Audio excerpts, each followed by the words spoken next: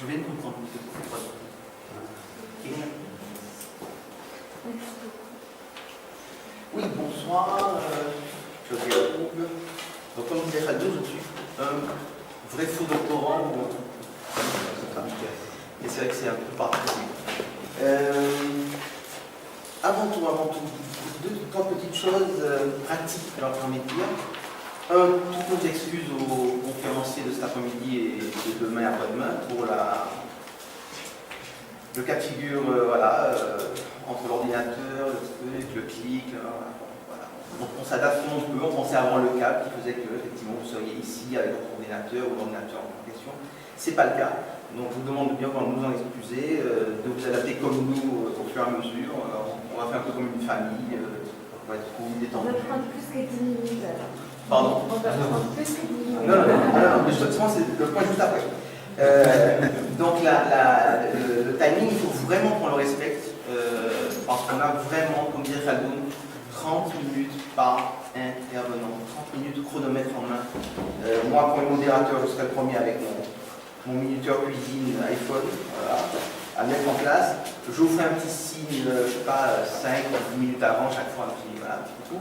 Et vraiment, quand ça sonne, ça sonne. Parce qu'on a des impératifs qui sont liés au repas. Donc aujourd'hui, le dîner, aux pauses du café aussi, qui seront servis dans la salle juste à côté à 16h30, dans votre figure, cet après-midi. Et demain, pour les déjeuners midi 30, ce sont des heures de service liées au couvent, donc on ne peut pas non plus. Donc pour que chacun sorte, il y a un minimum satisfait de sa présentation, que chacun respecte votre droit. Donc une demi-heure maximum.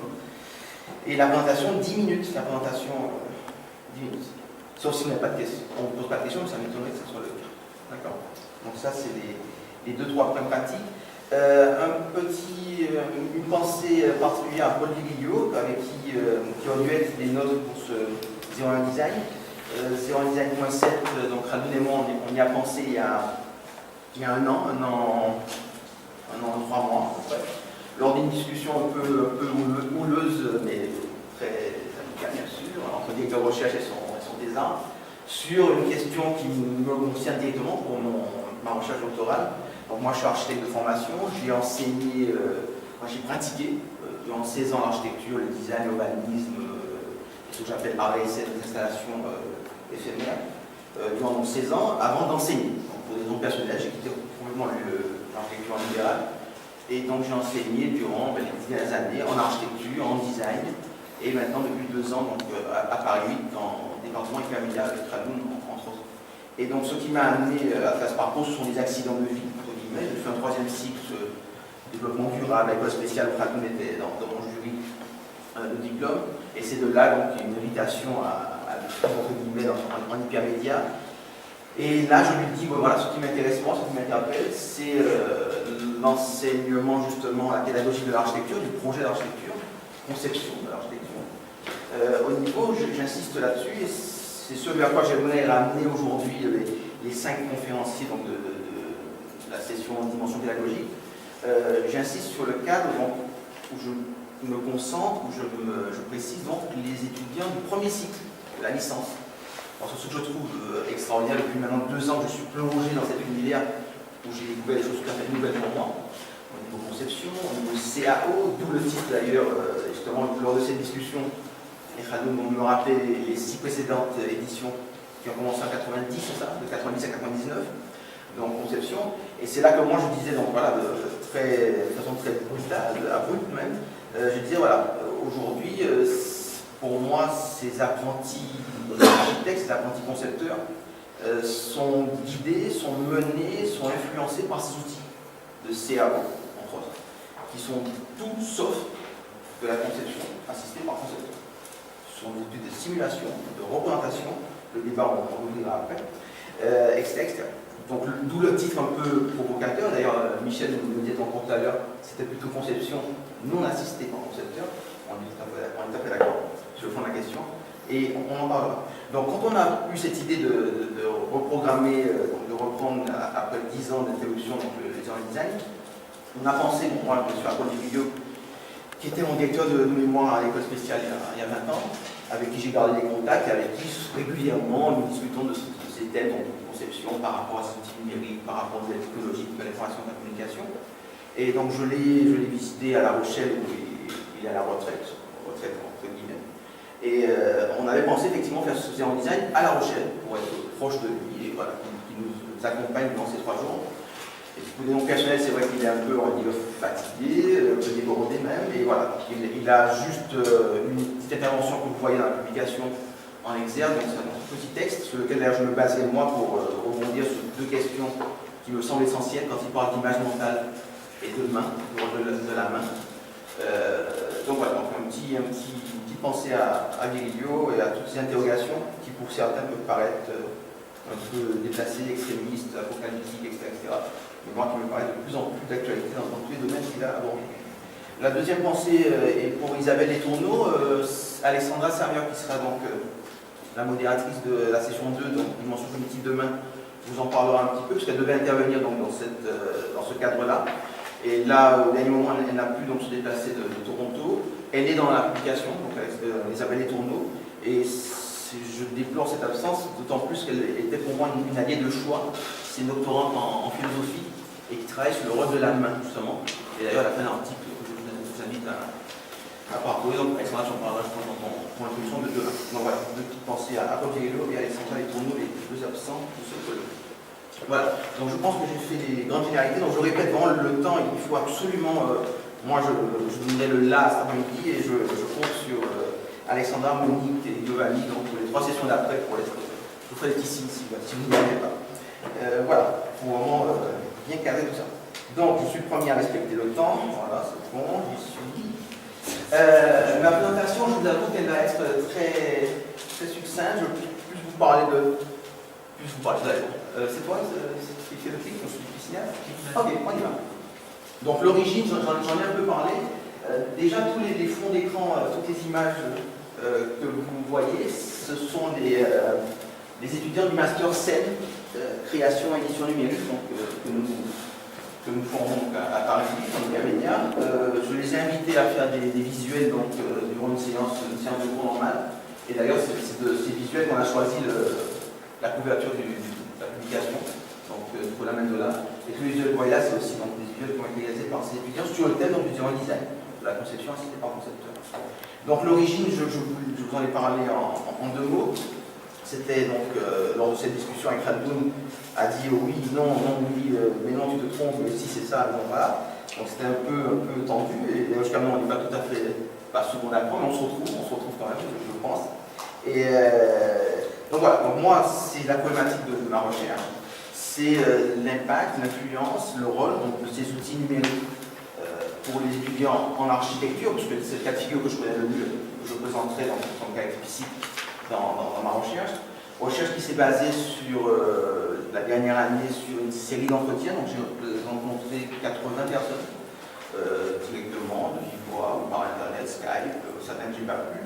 Alors, certaines personnes ici présentes, je les ai rencontrées, interviewées entre guillemets, sur justement ces différents thèmes. Donc le numérique de façon très large, de façon très ouverte, la conception, ces questions de conception, qu'est-ce que la conception par rapport à ces outils numériques, par rapport à ces logiciels de CAO, bon, avec des guillemets dans la salle, etc. Et d'ailleurs, ce sont ces entretiens qui vont être le fil rouge, le fil conducteur de ma thèse.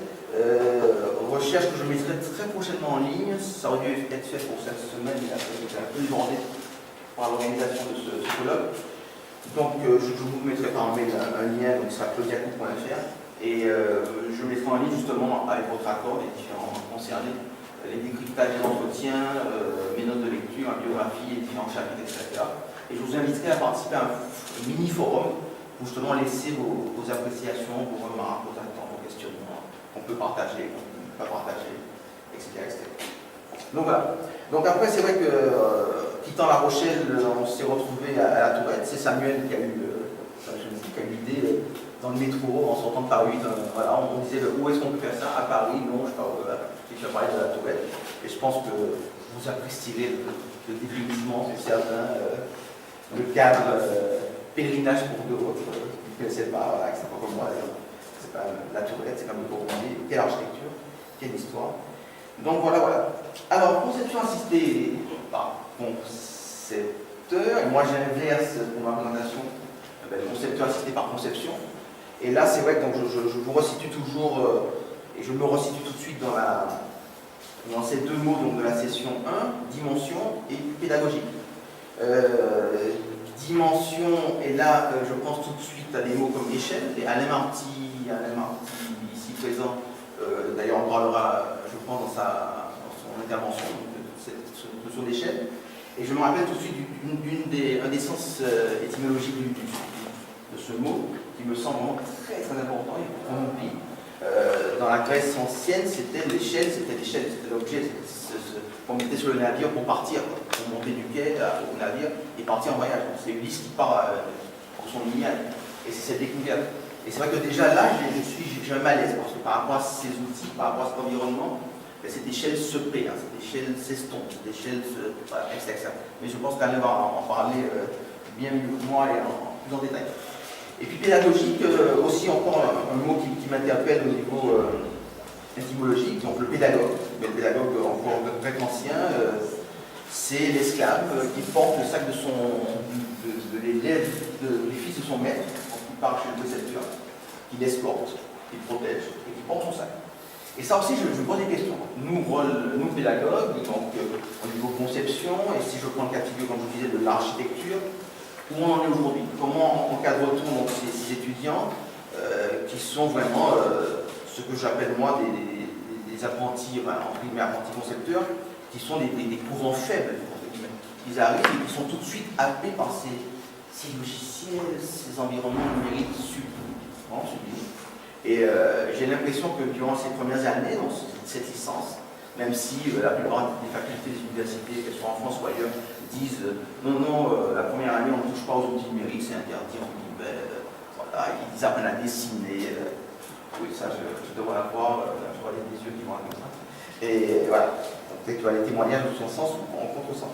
Donc, je me pose tout de suite ces deux questions, donc de la dimension, de la pédagogie, du pédagogue, de notre rôle. Donc j'insiste bien sur le fait que c'est vrai que ces outils, ce ne sont pas eux qui sont à l'origine de tous les mots, je n'ai pas dit ça, pas du tout. Je n'ai pas du tout dit non plus qu'il ne faut pas les utiliser, qu'il ne faut pas les connaître, les apprivoiser, s'en servir. Et d'ailleurs, je crois bien que cette génération Y, donc du numérique, née dans le numérique, n'a pas vraiment besoin de nous pour s'en servir. Sincèrement, on me prouve par A plus B qu'il faut un prof pour leur apprendre, je ne sais pas, soit Archicad ou Photoshop, je ne sais pas quel logiciel. Ça m'étonne. Ce serait même tout le contraire, ça serait à eux de nous montrer toutes les astuces et toutes les connaissances possibles dans ces domaines.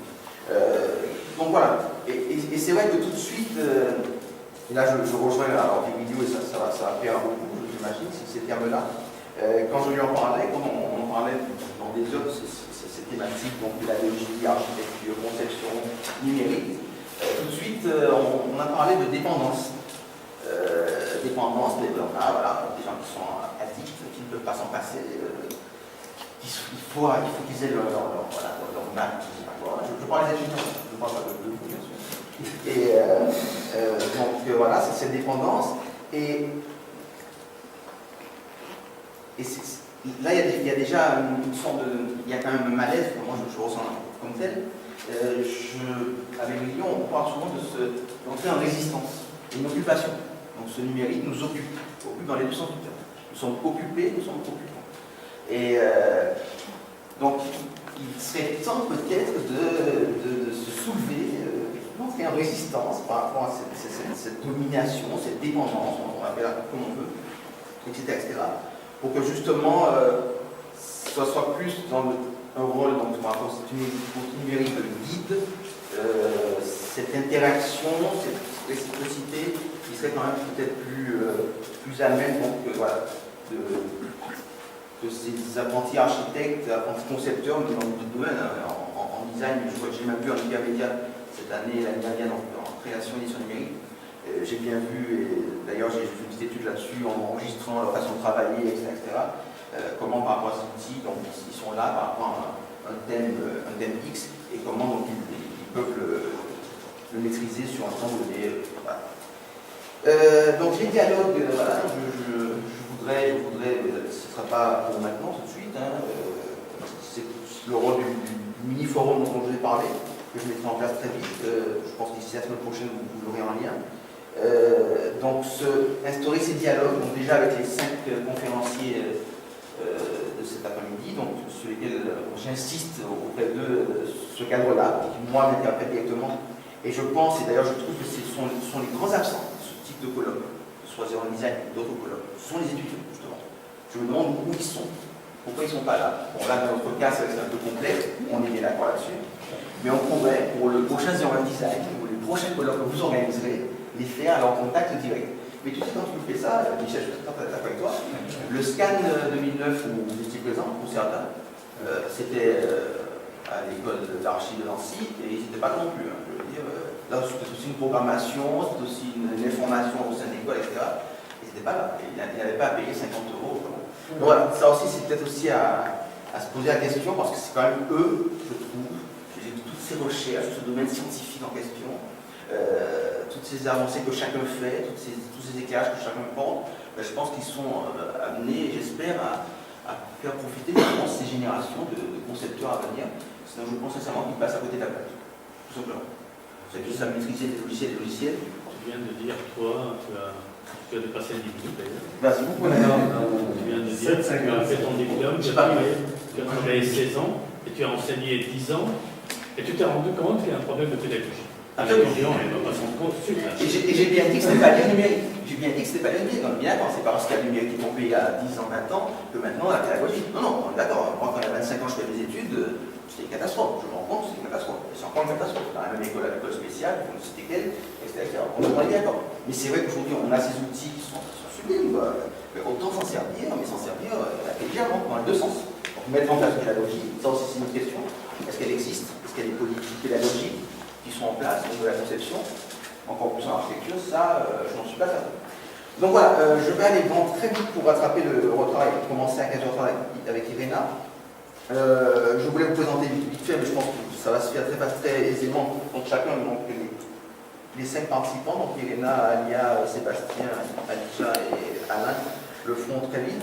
Et je voudrais, juste donc ce dont je vous parlais, donc ces 2 thématiques qui m'ont interpellé justement à travers l'article, donc vous trouvez un exergue de Bilio, justement, et c'est pas du tout concerté. Quand je lui demandais, on savait qu'il serait absent, je lui demandais de faire un tout petit texte pour mettre en exergue, voilà, et il nous a fait ça. Et je crois que ça correspond tout à fait à ce dont moi je parle et ce dont certains parlent ici présents et en parleront dans leur conférence. Voilà, à propos du dessin et du dessin. Donc, ce disegno, avec ces 2 déclinaisons, et justement, il a 2 thèmes qu'il aborde et qui, moi, m'ont interpellé pour ces thématiques sur lesquelles j'insiste. C'est la première, c'est l'architecture en tant que chose mentale. Donc là, on parle bien d'image mentale, et là, c'est pareil. Je m'en suis rendu compte avec les scènes, concrètement, ces 2 dernières années. Depuis les années là, moi, j'ai étudié en architecture, en design. Donc, au niveau des images mentales, quels sont leurs rapports par rapport à ces images, comment ils les identifient, comment ils les approchent, comment ils les travaillent, etc. Et c'est vrai que là, il y a une sorte de pollution visuelle, graphique, conceptuelle, etc., qui est quand même aussi liée au style numérique. Et la deuxième, voilà l'illustration, et la deuxième thème donc, abordé par Guillaume, sur lequel moi j'insiste beaucoup, c'est donc justement ce qu'il appelle la manie de la palette graphique des logiciels, qui nous a fait perdre. Il parle de l'anticipation de l'image mentale au profit de l'image instrumentale. Et là, donc, le retenant, c'est pour ça que je disais que c'est vraiment dommage qu'ils appellent ne soient pas présents. Il a fait vraiment un article très intéressant sur un livre récemment paru de Richard Sennett, de Ce que c'est la main. Il a à peine 3 mois, donc en traduction française. Et donc voilà, cette perte de la main qui est d'ailleurs dans ma problématique et dans ma recherche de doctorat, un des éléments essentiels. Donc de retrouver cette main créatrice. Et voilà, Michel me fait signe que j'ai fait 10 minutes, donc j'ai fait mes 10 minutes. Mais moi, j'ai pas de question. Vous allez, donc, c'est bon, tu peux y aller. Merci, Michel. Voilà, c'est ça. Voici les 2 thèmes, donc des illustrations de ces étudiants qui parlent de l'humain. Voilà, cette révolution qu'on voudrait en marche et revenir. Et d'ailleurs, je vais juste finir avec ça. Donc, juste avant, excusez-moi, il y a 10. Oui, bon, c'est là, ok. Dans l'article que j'ai fait, si on peut l'appeler article, donc vous avez pour l'introduction de cette session, je vous ai mis quelque chose que je trouve vraiment très troublant, très significatif. C'est un blog de Serge Tisseron, que j'ai interviewé, donc psychologue, psychanalyste, qui s'intéresse énormément au domaine numérique et qui parle donc des ingénieurs d'Adobe, donc les Photoshop et compagnie. Et un beau jour, leurs dirigeants se disent, bah, tiens, vous êtes plus créatifs. Ils font une étude interne et se rendent compte qu'ils pensent sincèrement que c'est la souris qui crée. C'est la souris. Et pas leur main, et encore moins leur cerveau. Et qu'est-ce qu'on fait? Qu'est-ce qu'on leur dit? On dit, écoutez, vous allez retourner en maternelle. Et depuis maintenant décembre 2008, tous les après-midi, ils ont une après-midi par semaine, ils retournent avec des enfants de maternelle. Ils font de la pâte à modeler. Ils font avec des crayons de couleur, des dessins, etc., etc. pour retrouver cette créativité. Donc moi, ça m'intéresse vraiment. On voit d'autres exemples, celle-là, je la trouve assez croustillante. Voilà. Allez, c'est bon, je pense que c'est bon. Conclusion, voilà, vous lirez mon article, ça sera pour ça. Voilà. En gros, voilà, c'est bon. On peut pas poser une question sur le sens que vous accordez à pédagogie. Bien sûr. C'est indécent, allez-y. Oui, parce que je n'ai pas du tout la même racine, je ne suis pas helléniste. C'est une des racines, allez-y. Je crois que le pédagogue, c'est aussi celui qui met sur le chemin. Absolument. Donc il n'y a pas de notion d'esclave. Non, j'ai dit, c'est l'esclave qui accompagne le fils de son maître. Donc il l'accompagne sur le chemin. Et le pédagogue, c'est celui qui met sur le chemin. Oui, d'accord, ça rejoint aussi. Moi, je ne me cite pas d'esclave. Le pédagogue, c'est celui aussi qui, à coup de bâton, ramène Alors, attends, Khaldoun fait une remarque intéressante que chacun se présente au moins la première fois, comme ça on peut voir. Prenez votre nom Montpellier. Voilà. Et Samuel, non, par exemple, Samuel Zoniski, par hasard, le pédagogue, il y a aussi une interprétation comme celui qui amène les étudiants à l'école à coup de bâton. C'est-à-dire que ce n'est pas forcément quelqu'un qui est là pour l'interprétation porter le sac, oui, mais aussi, ça c'est le bon côté des choses, mais aussi le pédagogue qui est là pour sanctionner et éviter que l'étudiant se disperse. Ah, ça, on est bien d'accord, le débat est lancé et je vous inviterai officiellement à mettre toutes vos suggestions, remarques, accords, etc. sur le mini-forum que je mettrai en place. Parce que je pense que la question, elle paraît banale, mais elle se pose vraiment. Vraiment. Parce que pour moi, il y a une. Moi, je prends au niveau de. Je ne vais pas dire Paris 8, mais après les universités où je suis passé, sur les 10 dernières années, pour moi, il y a une défection de la pédagogie, mais qui est totale. Pour différentes raisons. Les enseignants qui sont plus motivés pour diverses raisons, je sais pas, de salaire, de planning, de programme, de pédagogie justement, une perte justement, ça me parlait de bâton, une perte d'autorité. D'ailleurs, je fais dans l'article que je vous présente, c'est le moine, je crois, donc, qui parle d'enseigner, enseigner, sans. Donc voilà, donc moi ça m'interpelle, ça peut paraître un peu. C'est ça. Ça fait sourire, mais moi je suis vraiment d'accord. C'est pas tiré par les cheveux, ça? Enseigner? Ah non, je ne trouve pas. D'accord. Moi je ne trouve pas. Vous avez la référence exactement. Moi, ça me fait passer aussi au terme d'éducation. Alain Marty, donc Montpellier aussi, c'est ça? Éducation qui vient de ex-Doucaré, c'est-à-dire sortir de. Et c'est ce qu'on passe notre temps à faire quand on voit les étudiants qui arrivent avec leur machine, qui sont déjà complètement noyés dans tous ces logiciels, qui ont l'impression d'avoir tout compris, et quand on passe notre temps à dire sortez un peu de ça et reprenez le chemin, peut-être réenvisager d'autres chemins pour maîtriser ces outils et la conception. Michel? Non, c'était très bien. Si Michel le dit, c'est bon? On peut commencer? Bon, on est dans les temps. Pour l'instant, il y en a, on est dans les temps. Je compte sur toi pour rester dans les temps. Je te laisse la place. Je vais mettre l'autre bout de la table. Donc, viens ici,